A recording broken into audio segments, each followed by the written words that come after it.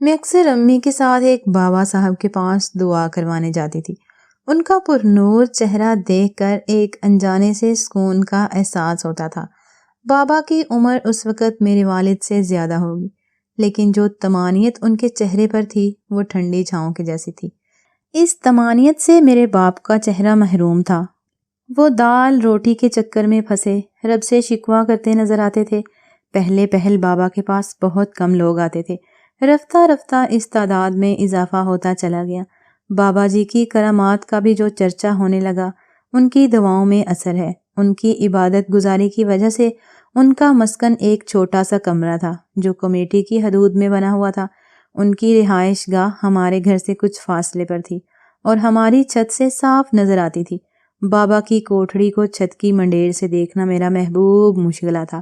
کوٹھڑی کے سامنے صحن اور پھر چاروں طرف کچا احاطہ بنا ہوا تھا جہاں وہ ٹہلتے یا عبادت میں مصروف نظر آتے تھے۔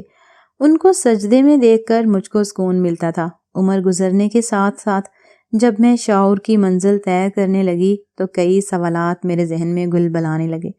اکثر سوچتی آخر بابا جی کون ہیں، کہاں سے آئے ہیں، ان کا گھر کہاں ہوگا، ان کے عزیز رشتہ دار کہاں ہوں گے، اور یہ اکیلے یہاں کیوں رہتے ہیں؟ کیا ان کو سردیوں کی سرد راتوں سے ڈر نہیں لگتا؟ میرا معصوم ذہن ان کے سوالات کے جواب نہ ڈھونڈتا پاتا۔ میں جاننا چاہتی تھی کہ آخر ایسی کیا مجبوری تھی جو بابا نے دنیا سے منہ موڑ کر اللہ سے دل لگا لیا تھا۔ ایک دن اماں کو پتہ چلا کہ بابا جی کی طبیعت خراب ہے۔ وہ مجھے لے کر فوراً وہاں پہنچ گئیں۔ بابا واقعی بیمار بستر تھے اور کوئی پرسان حال نہ تھا۔ اماں گھر سے یخنی بنا کر لے گئی تھیں۔ میں نے بابا جی کا سر دبایا، وہ بخار میں جل رہے تھے۔ میں نے ان سے کہا بابا جی آپ مجھے اپنی بیٹی سمجھیں اور اماں کی سگی بہن جیسی ہیں، جب کوئی تکلیف ہو آپ ہمیں بتا سکتے ہیں۔ بابا نے کہا ہاں میری بچی تم ٹھیک کہتی ہو، اللہ تعالیٰ نے تم کو خاص سوجھ بوجھ سے نوازا ہے، اسی لیے تم ایسی باتیں سوچتی ہو۔ میری تم کو نصیحت ہے کہ کبھی اپنے لیے نہیں سوچنا، دوسروں کی بھلائی کے لیے سوچنا۔ اللہ تم کو بھی روحانی طاقت عطا کرے گا۔ خوب پڑھائی پر توجہ دینا، ہر برائی سے دور رہنا اور تعلیم حاصل کرنا۔ تمہارے گھر سے غربت، دکھ اور مصیبتیں دور ہو جائیں گی۔ بیٹی میں بھی جاہل مطلق نہیں ہوں، پڑھا لکھا ہوں، بس حالات نے مجھے ایسا بنا دیا کہ میں نے ہمت سے کام نہیں لیا۔ اپنے پیاروں کی موت کا دکھ نہ سہ سکا تو دنیا چھوڑ کر اللہ تعالیٰ سے لو لگائی۔ جب بابا نے خود مجھے دل کی بات کہہ دی تو میری بھی ہمت ہوئی۔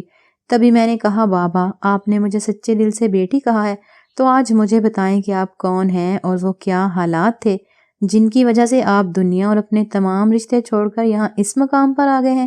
تم وعدہ کرو کہ جو میں اپنے بارے میں بتاؤں تم کسی سے نہ کہو گی۔ میں نے وعدہ کیا تو انہوں نے مجھے اپنے بارے میں سب کچھ بتا دیا۔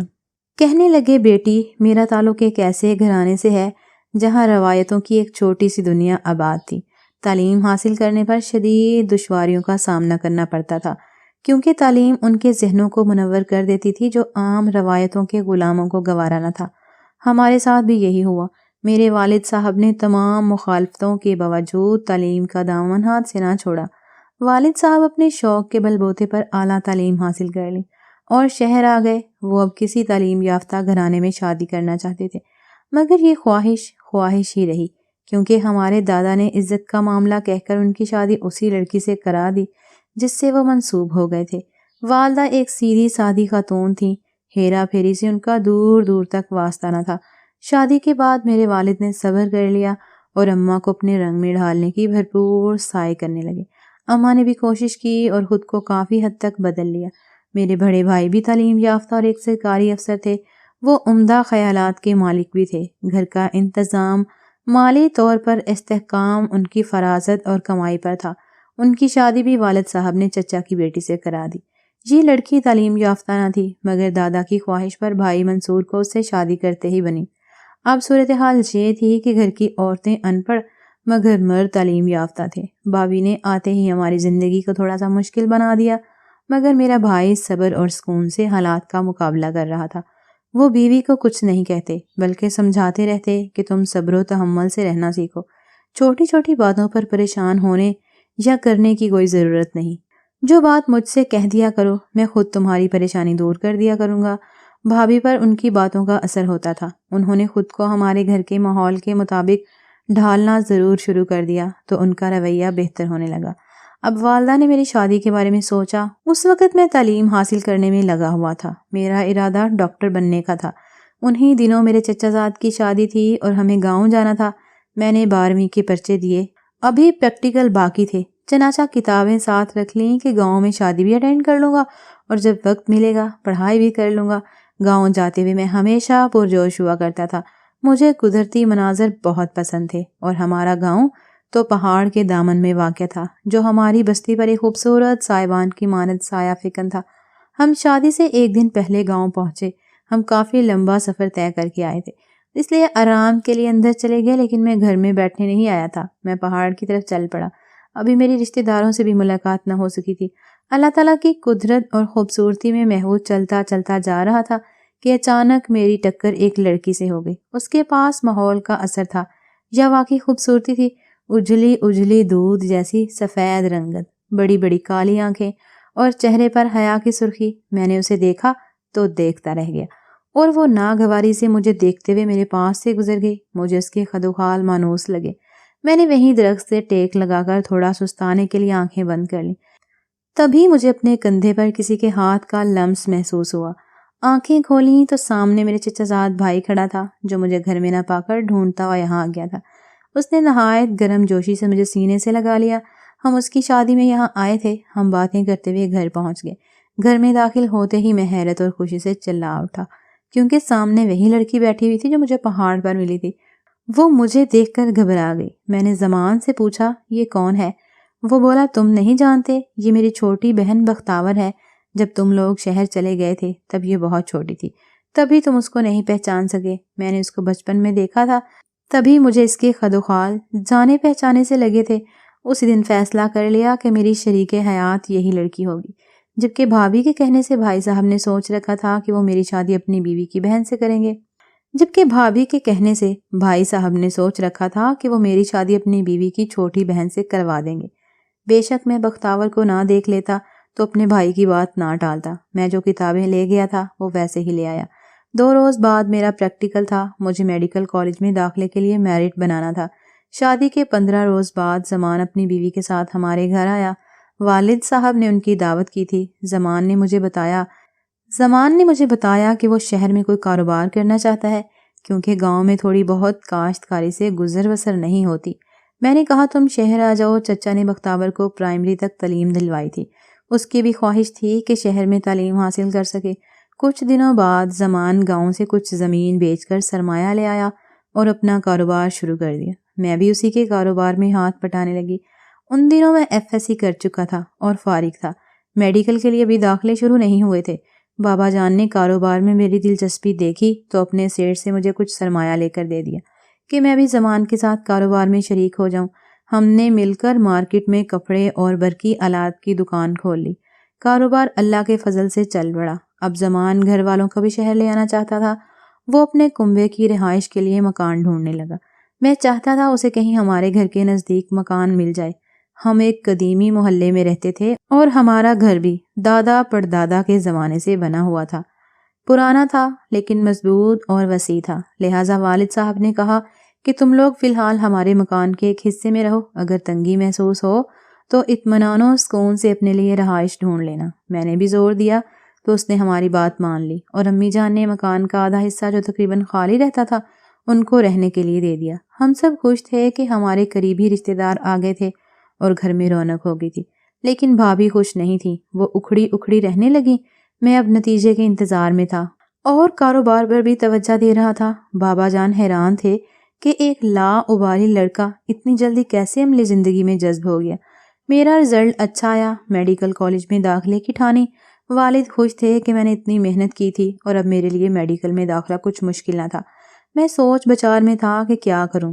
میڈیکل میں داخلہ لیتا تو والد میری شادی 4-5 سال تک ملتوی کر دیتے۔ اس مدت میں ممکن ہے کہ بختاور کے والدین اس کی شادی کہیں اور کر دیتے۔ بہت سوچنے کے بعد میں نے میڈیکل کالج میں داخلہ نہ لینے کا اعلان کیا اور والد صاحب سے کہا کہ میں کاروبار کرنا چاہتا ہوں، لیکن زمان نے مجھے ایسا نہ کرنے دیا۔ اس نے کہا کہ تم کو پڑھائی کے بعد جو وقت ملے کاروبار کو دینا، مگر پڑھائی مت چھوڑو اور کالج میں داخلہ ضرور لو، یہ تمہارے مستقبل کا سوال ہے۔ میرے بابا بھی یہی چاہتے تھے، سو میں مایوس ہو گیا۔ سوچا اپنا مسئلہ کسے بتاؤں۔ میں نے ہمت کر کے بھائی جان کو دل کی بات سے آگاہ کر دیا۔ انہوں نے مجھے ہمت دی۔ اس نے کہا کہ زمان، اس میں پریشان ہونے کی کوئی بات نہیں، میں ہر قدم پر تمہارا ساتھ دوں گا۔ میں تمہاری شادی بختاور سے کروا دوں گا۔ میرا داخلہ میڈیکل کالج میں ہو گیا اور بھائی جان نے والد صاحب سے بات کر لی، وہ خوشی سے مان گئے اور بختاور کا رشتہ اس کے والد سے مانگ لیا۔ انہوں نے بھی ہاں کر دی۔ میں خود کو دنیا کا خوش قسمت ترین انسان سمجھنے لگا، لیکن بھابھی بہت برہم ہوئی۔ کہنے لگیں کہ یہ لوگ یہاں آئے ہی یہی منصوبہ بنا کر تھے۔ میں ہرگز ایسا نہیں ہونے دوں گی۔ میرے بہن کے لیے پہلے سے میرے والدین سے بات ہو چکی ہے، اب آپ لوگ ایسا کیسے کر سکتے ہیں؟ بھائی جان نے بیوی کو سمجھایا کہ لڑکا پڑھا لکھا ہے، وہ تمہاری بہن سے شادی پر راضی نہیں ہے، وہ بختاور سے شادی کرنا چاہتا ہے۔ کیا ہوگا اگر اس نے تمہاری بہن کو ذہنی طور پر قبول نہ کیا؟ تم آئندہ کی سوچو، کیسرا کے لیے کوئی اور اچھا رشتہ مل جائے گا۔ زبردستی اسے ہم رمیز کے پلے کس طرح باندھ سکتے ہیں؟ وہ خاموش تو ہو گئیں، لیکن لاوا اندر ہی اندر پکنے لگا۔ کچھ دن بعد میری شادی کی تیاریاں ہونے لگیں۔ اپنے والد کے سمجھانے سے بھی بھابھی بھی نارمل ہو گئیں۔ ان کا رویہ یکدم بدل گیا اور وہ میری شادی کی تیاریوں میں بھرپور حصہ لینے لگیں۔ اب زمان نے یہی مناسب سمجھا کہ الگ مکان لے لیا جائے تاکہ لڑکی کو اپنے گھر سے رخصتی کریں۔ میری شادی ہو گئی، ہم دونوں بہت خوش تھے۔ بختاور میرے والدین، بھابھی اور خاص طور پر میرے بڑے بھائی کی بہت عزت اور خدمت کرتے، جس پر بھائی بھی اس کی تعریف کرتے تاکہ اس کا دل خوش ہو۔ اس بات نے بھی بھابھی کے دل میں حسد کو جنم دیا اور ان کے دل میں بختاور کے لیے نفرت کی گرہ کو مضبوط کیا۔ بھابھی کا رویہ میرے ساتھ بہت اچھا رہتا تھا، وہ میرا پہلے سے بھی زیادہ خیال رکھنے لگیں، لہٰذا میرا ذہن اس طرف گیا ہی نہیں کہ وہ میری بیوی کی نفرت میں مری جا رہی ہیں۔ میں دن میں پڑھائی میں مصروف ہوتا، شام کو زمان کے پاس دکان پر چلا جاتا۔ میں ہر چیز کو نارمل ہی لے رہا تھا اور بختاور کی عادت چگلیاں کرنے کی نہ تھی۔ اس کے لبوں پر کبھی کسی کے لیے شکایت کے 2 لفظ بھی نہ آئے۔ وہ بہت صابر شاکر لڑکی تھی، گھر میں ہر کوئی خوش تھا۔ بظاہر تو بھابھی بھی خوش نظر آتی تھی، مگر دلوں کے حال تو اللہ بہتر جانتا ہے۔ کوئی بھی بھابھی کی مکاری کو نہ سمجھ سکا، حتیٰ کہ ان کا شوہر بھی ان کی اداکاری سے دھوکہ کھا گیا۔ بھابھی ہر وقت کہتے بختاور کے قدم مبارک ثابت ہوئے۔ کاروبار میں ترقی کے ساتھ میری بیوی کو بھی عقل آ گئی۔ میری پڑھائی اور کاروبار میں اتنا مصروف تھا کہ اپنی بیوی کے لیے وقت نکال نہ پاتا، مگر اس نے بھی گلہ نہ کیا۔ ایک دن بختاور کی طبیعت خراب ہو گئی۔ گھر میں امی اور بھائی جان تھے، وہ اسے فوراً ڈاکٹر کے پاس لے گئے۔ ڈاکٹر نے بچے کی نوید سنائی تو گھر بھر میں مسرت اور شادمانی کی لہر دوڑ گئی، کیونکہ بڑے بھائی جان تو ابھی تک اولاد کی نعمت سے محروم تھے۔ بھابھی اس کا بہت خیال رکھتی تھی۔ میں مطمئن تھا کہ گھر میں اسے سنبھالنے والے ہیں۔ وقت گزرتا گیا اور میں ایک خوبصورت بیٹے کا باپ بن گیا۔ گھر والوں کی خوشی کا کوئی ٹھکانہ نہیں تھا۔ بختاور اسے جنم دینے کے بعد بہت کمزور ہو گئی تھی۔ بچے کو ماں کا دودھ پلوانے کی بہت کوشش کی گئی، مگر اس نے پینے سے انکار کر دیا۔ بھوک سے بلکتا، مگر ماں کا دودھ اسے بدمزہ لگتا، کیونکہ پیدا ہوتے ہی بھابھی نے اسے فیڈر لگا دیا تھا۔ ڈاکٹر نے کہا کہ اسے گائے کا دودھ پلا سکتے ہیں۔ بچے کو گائے کے دودھ کا ذائقہ پسند آ گیا۔ یوں 3 ماہ میں بچے نے صحت پکڑ لی۔ بھابھی دودھ ابالتی اور رات کو سبھی کو پینے کو دیا کرتی تھی۔ وہ میرے بچے کا فیڈر بنا کر اسے دیتی اور بختاور کو بھی اپنے ہاتھ سے پلاتی تھی۔ کہتی کہ تم ایک کی جگہ 2 گلاس پیا کرو۔ ہم سب ان کی اس عنایتوں اور محبت کے بہت شکر گزار تھے۔ وہ گھر کی بڑی بہو تھیں۔ بختاور بچے کو سنبھالتی اور بھابھی گھر کے بیشتر کام کر لیتی۔ ایک دن وہ حسب معمول تازہ دودھ کو جوش دے رہی تھی کہ چھت سے ایک بڑی سی زہریلی چپکلی ابلتے دودھ میں گر گئی۔ یہ سب بھابھی کی نگاہوں کے سامنے ہوا۔ انہوں نے دودھ پھینک دیا۔ گھر کی ملازمہ بھی ساتھ کھڑی تھی۔ رات ہونے والی تھی۔ ملازمہ کام سمیٹ چکی تھی۔ اس کے جانے کا ٹائم ہو رہا تھا۔ اس نے دھونے کے لیے پتیلے کا ڈھکن اٹھایا تو اس میں کچھ دودھ رہتا تھا۔ وہ بولی، بھابھی آپ نے سارا دودھ نہیں گرایا، اس میں تو چپکلی پڑی ہے۔ انہوں نے کہا کہ پتیلا گرم تھا، میرے ہاتھ جلنے لگے تھے تبھی رکھ دیا، ابھی گرا دیتی ہوں، تم جاؤ، میں خود دودھ گرا کر پتیلی دھو دوں گی، تم کو دیر ہو رہی ہے۔ ملازمہ چلی گئی۔ اب بھابھی نے زہریلے دودھ کو پھر سے ابال دے کر چھانا، ٹھنڈا کیا۔ سب گھر والوں کو صحیح والا دودھ ٹھنڈا کر کے پینے کو دیا، مگر میری بیوی اور بچوں کو وہی زہریلا دودھ چینی ڈال کر پینے کو دے دیا۔ بختاور کو ذائقہ برا سا لگا۔ اس نے آدھا گلاس پی کر واپس کرنا چاہا تو بھابھی نے اصرار کر کے زبردستی پلا دیا۔ بچے کو بھی اسی دودھ کا فیڈر اپنے ہاتھوں سے پلا دیا۔ رات کو بچے کی طبیعت خراب ہو گئی، اسے الٹی بھی ہوئی۔ ہسپتال لے جانے سے قبل انہوں نے دم توڑ دیا۔ اس رات میں میڈیکل کالج میں تھا۔ صبح گھر میں گہرام بھرپا تھا۔ میری بیوی اور بچہ دونوں ہی زندگی کی بازی ہار چکے تھے۔ کسی کو علم نہیں تھا کہ انہیں کیا ہوا ہے۔ میرے ساس سسر نے پوسٹ مارٹم کرانے سے منع کر دیا کہ ہماری بیٹی کی لاش کی بے حرمتی ہوگی۔ وہ گاؤں کے لوگ تھے، پوسٹ مارٹم کی اہمیت کو نہیں سمجھتے تھے۔ میں میڈیکل کا اسٹوڈنٹ، مجھے شک تھا کہ ان کی موت زہر خوردانی سے ہوئی ہے۔ کیونکہ دونوں ایک ساتھ کیسے مر سکتے تھے؟ ظاہر ہے دونوں نے ایک سی خوراک لی ہوگی، ورنہ دودھ تو سارے گھر والوں نے پیا تھا، کسی کو کچھ نہیں ہوا۔ بہرحال گھر کا معاملہ تھا۔ زمان نے بھی مجھے صبر کی تلقین کی اور خاموش کرا دیا۔ کچھ دن گھر کی فضا سوگوار سی رہی۔ ایک روز ملازمہ نے مجھے موقع پا کر چپکے سے بتا دیا کہ اس روز دودھ ابالتے وقت ایک بڑی سی چھپکلی چھت سے پتیلے کے اندر ٹپک پڑی تھی۔ بھابھی نے دودھ تو میرے سامنے گرا دیا تھا، مگر اس سے آگے وہ نہ بول پائیں۔ میں نے لاکھ پوچھا، کہنے لگی صاحب جی اس سے آگے میں نہیں جانتی، میں تو گھر چلی گئی تھی، جو بات میں نے اپنی آنکھوں سے نہیں دیکھی کیسے کہہ دوں؟ کسی بے گناہ کی گردن میری شک کی وجہ سے پھنس گئی تو کون مجھے زندہ چھوڑے گا؟ ملازمہ نے اس دن کے بعد ہماری ملازمت چھوڑ دی اور اپنے گاؤں جانے کا کہہ کر نہ جانے کہاں چلی گئی۔ مگر کہانی کا خلاصہ بتا گئی۔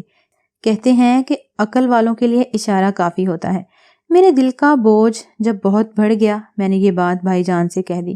انہوں نے بیوی کی گردن دبوچ لی۔ ملا کر بھابھی نے اقرار کر لیا کہ انہوں نے غلطی سے چھپکلی والا دودھ بختاور اور بچے کو پلا دیا تھا، کیونکہ وہ بقیہ دودھ کو گرانا بھول گئی تھیں۔ یہ سراسر جھوٹ تھا۔ بھائی بھی اتنے بے وقوف نہ تھے۔ وہ طیش میں آ گئے اور انہوں نے بھابھی کو کرکٹ کے بلے سے اتنا مارا کہ وہ جاں بحق ہو گئی۔ میں نے جب ان کے کمرے سے چیخ سنی تو میں دوڑ کر گیا اور ایسا منظر دیکھا کہ دل دہل گیا۔ بے شک میں بختاور سے محبت کرتا تھا، مگر اپنا بھائی بھی مجھے عزیز تھا۔ میں نے ان کو خدا کا واسطہ دے کر ڈیوٹی پر بھیج دیا۔ وہ چلے گئے تو میں ہاتھ میں بلے لیے پولیس اسٹیشن جا کر اقرار جرم کیا کہ میری بیوی اور بچے کی موت ہو گئی۔ مجھے شک تھا کہ بھابھی نے ان کو زہر دیا ہے، سو بدلہ لینے کے لیے میں نے ان کے سر پر بیٹ مار کر ہلاک کر دیا ہے۔ میری نیت انہیں جان سے مارنے کی نہ تھی، مگر جھگڑا بڑھا تو طیش میں بیٹ ان کے زور سے لگ گیا۔ غرض اس طرح اپنے بھائی کی جگہ جیل چلا گیا۔ مجھے 7 برس کی سزا ہو گئی۔ سزا کے بعد جب میں جیل سے نکلا تو میرے دل کی دنیا بدل چکی تھی۔ قید میں خدا سے قریب ہو گیا۔ مجھ میں قاتل کہلانے کی ہمت تھی۔ میں دوسرے شہر چلا گیا اور وہاں ایک ڈاکٹر کی کلینک پر ملازم ہو گیا۔ ایک دن دل کیا کہ جنگل میں تن و تنہا روز شب بسر کرنے لگا۔ اللہ نے اپنی جانب میرے دل کو کھینچا اور میں رات دن عبادت الہی میں مصروف رہنے لگا۔ پیاس لگتی تو ندی سے پانی پی لیتا، بھوک لگتی تو جنگلی پھلوں پر گزارا کر لیتا۔ میں عبادت میں سکون پانے لگا۔ ایک دن محکمہ جنگلات والے آئے اور مجھ سے تفتیش کرنے لگے۔ اس وقت تو وہ 2-4 باتیں کر کے چلے گئے، لیکن مجھے ڈر تھا یہ دوبارہ آئیں گے۔ میں گھر والوں کو ایک بار پھر کسی مصیبت میں نہیں پھنسوانا چاہتا تھا، لہٰذا یہاں شہر میں آ گیا اور جھگی بنا کر رہنے لگا۔ ارد گرد گزرتے لوگ مجھے عبادت میں مشغول دیکھتے تو سمجھتے کہ یہ کوئی اللہ والا بندہ ہے۔ وہ مجھ سے دعا کرانے کو آنے لگے اور کچھ نہ کچھ کھانے کو دے جاتے۔ انسانوں کے دکھ، تکلیف اور مشکلات تو اللہ پاک دور کرتا ہے، لیکن وہ یہی سمجھتے تھے کہ میری دعاؤں میں تاثیر ہے، جس سے ان کی مشکلات دور ہو جاتی ہیں۔ رفتہ رفتہ لوگوں میں میری شہرت پھیلنے لگی۔ یہاں کوئی نیک بابا ہے جس کی دعا قبول ہوتی ہے اور مراد مل جاتی ہے۔ یوں لوگ میرے پاس دعا کرانے آنے لگے۔ وہ میرے لیے نذرانے کے طور پر کھانے پینے کی چیزیں یا کچھ روپے دے جاتے جو میری ضروریات زندگی کو کافی ہوتے۔ میں نہ تو کسی کو نذرانہ لانے کو کہتا اور نہ رقم کا سوال کرتا۔ اب جھگی کی جگہ یہ کوٹھڑی بن گئی۔ ایک 4 پائی، پانی کا ایک گٹھڑا اور چائے وغیرہ بنانے کے لیے چند برتنوں کے سوا میرے پاس کوئی سامان نہیں ہے، اور نہ مجھے دنیاوی سامان سے دلچسپی ہے۔ اللہ خود میری ضروریات پوری کر دیتا ہے اور میرے نصیب کا رزق میرے در پر پہنچا دیتا ہے۔ میں نے اپنے بھائی کو بچانے کی خاطر لمبی سزا کاٹی ہے۔ اپنے لوگوں میں جانا نہیں چاہتا کہ ماں باپ میری قید کے دوران چل بسے تھے۔ بھائی نے دوسری شادی کر لی اور وہ اپنے بچوں کے ساتھ خوش و خرم ہے۔ یہ کہتے ہوئے بابا کی آنکھوں سے آنسو بہنے لگے۔ امی بھی رونے لگی۔ اس واقعے کے 6 ماہ بعد بابا کا انتقال ہو گیا تو علاقے کے لوگوں نے کوٹھڑی میں ان کی قبر بنا دی اور پھول چڑھانے لگے۔ میں سوچتی ہوں کہ شاید نیک بندوں کے مزار اسی طرح بن جاتے ہوں گے، اور جو خلقت ان کے مزار پر روز فاتح پڑھنے جاتی ہے اس کا ثواب تو ان میں دفن لوگوں کو ملتا ہی ہوگا۔ یہ میرے قیاس کی بات ہے، لیکن جو اللہ تعالیٰ کے راز ہیں وہ میرا رب العزت ہی جانتا ہے۔ مزید ایسی ہی دلچسپ کہانیاں سننے کے لیے ہمارے چینل کو جلدی سے سبسکرائب کریں۔ شکریہ۔